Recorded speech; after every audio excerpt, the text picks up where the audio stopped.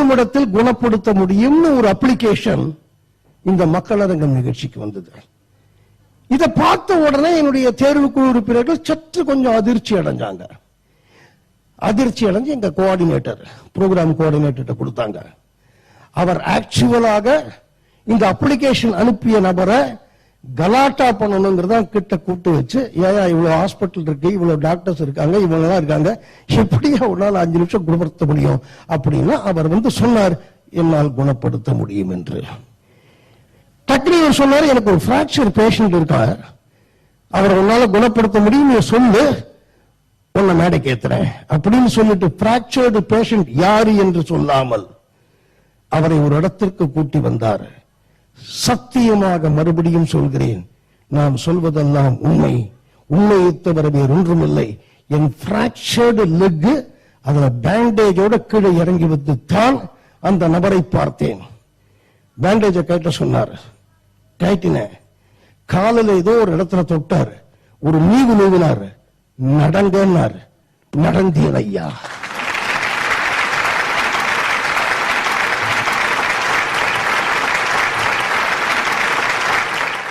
எனக்கு தூக்கி வாரி போட்டது.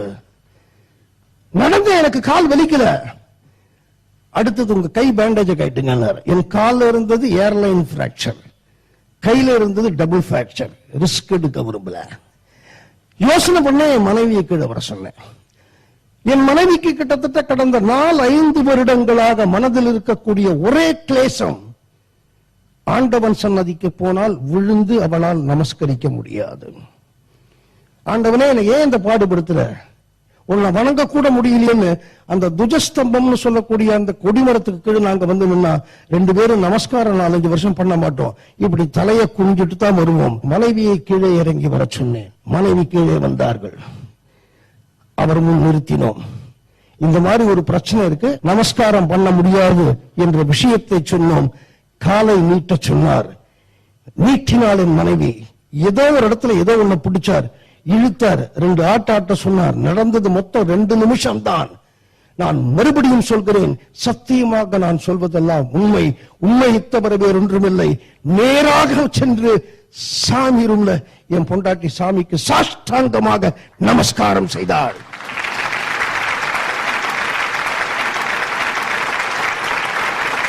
அப்பேற்பட்ட திரு சுவாமிநாதன் அவர்களை நான் மேடை கிடைக்கிறேன். வக்ரதுண்ட மகாகாய சூரியகோடி சமப்ரப நிர்விக்னம் குரு மே தேவ சர்வகார்யேஷு சர்வதா. அதாவது சொல்றது ஒண்ணுதான், இருக்கும் இடத்தை விட்டு இல்லாத இடம் தேடி எங்கெங்கோ அலைகின்றாய் ஞானத்தங்கமேங்கிறதா அவருடைய கான்செப்ட். உனக்கு இருக்கக்கூடிய வியாதிகளுக்கெல்லாம் ஒரு ரெமிடி என்று சொல்லக்கூடிய குணம் என்பது உன் உடலுக்குள்ளே இருக்கிறது, வெளியே போய் தேடாதே அப்படிங்கறதா இவருடைய கான்செப்ட். எனக்கு என் மனைவிக்கு இப்படி நேர்ந்த உடனே எங்க ஆபீஸ்ல இருந்தவங்களுக்கு விஷயம் பரவி கடந்த 2 நாட்களாக இவர் இன்டர்வியூக்கே வரல. இவர் ஒரு தனி இடத்தில் இருந்து கொண்டிருக்கிறார்.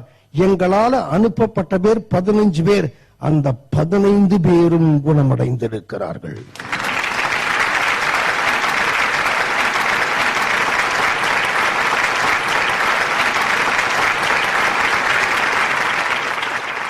நான் மருத்துவத்தோடு போட்டி போட தயாரா இல்லை. என்ன டாக்டர்ஸ் யாரும் கோச்ச கூடாது. பிகாஸ் நாளைக்கு எனக்கு ஏதாவது ஒண்ணுன்னா நான் டாக்டர் தான், விஞ்ஞான டாக்டர் தான் போவேன் நான். பட் இவரிடம் ஒரு அதீதமான அந்த ஒரு வர்மம் என்று சொல்லக்கூடிய ஒரு கலை இருக்கிறது. மைக்ரேன் அதையும் சரி பண்ணி இருக்கிறாரு. இவருக்கு நான் என்ன உத்தரவாதம் கொடுக்கறதுனே தெரியல. ஏதோ சித்தர்கிட்ட இதை கத்துக்கிட்டாராம். இவர் தாத்தா அந்த மாதிரி ஒரு பெரிய இவரா இருந்திருப்பார் போல இருக்கு.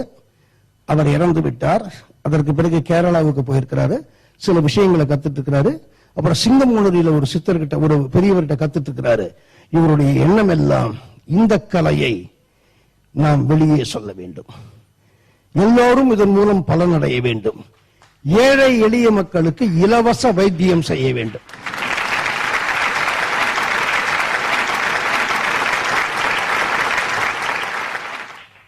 டெஃபினட்டா இந்த மக்களரங்கம் நிகழ்ச்சியை நிறைய பேர் பார்ப்பாங்கன்னு தெரியும்.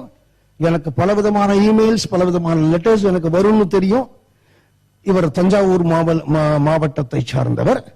நான் எப்படி இதை ஆர்கனைஸ் பண்ணி ஒரு 4 இடத்துலயோ 5 இடத்துலயோ இவர் போகும்படி செய்து அங்க ஒரு ஸ்கூல் மாதிரி ஆரம்பிச்சு அங்க சில மாணவர்களை, இது பெண்களாக இருந்தாலும் ஓகே, எத்தனை வயசா இருந்தாலும் ஓகே, அவர் என்ன சொல்றாருன்னா ஒரு வாரத்துக்கு 2 hours தான் கிளாஸ்.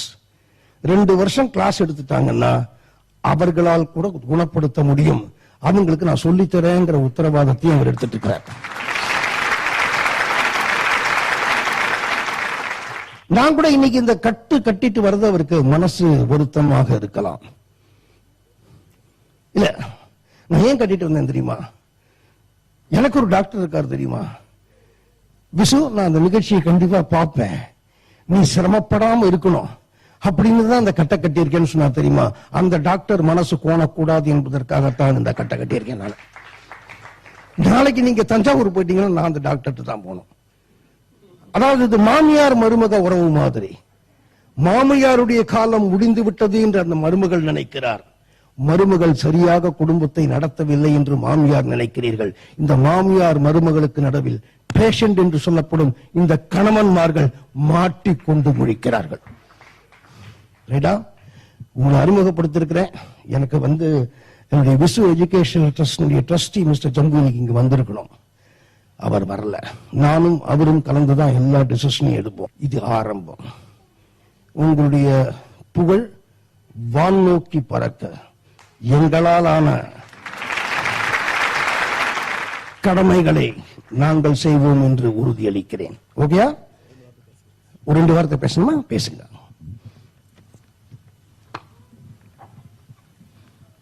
அனைவருக்கும் வணக்கம். நான் ஒவ்வொரு நாளும் போகரை வணங்கும் பொழுதெல்லாம் இது உலகளாவிய அளவில் பரவ வேண்டும் என்ற ஆசையை என்னுள் விதைத்த சித்தரே, ஏன் அதற்கு இன்னும் சரியான ஒரு வாய்ப்பை நீங்கள் வழங்கவில்லை என்று மன்றாடி அழுது புலம்பி இருக்கிறேன். சித்தர்களுடைய திருவிளையாடல் இங்கே இந்த மக்கள் அரங்கத்தில் நிறைவேறிக் கொண்டிருக்கிறது. உங்கள் அத்தனை பேருக்கும் தெரியும், ஐயா அவர்கள் அவ்வளவு சீக்கிரமாக யாரையும் நம்பிவிட மாட்டார்கள்.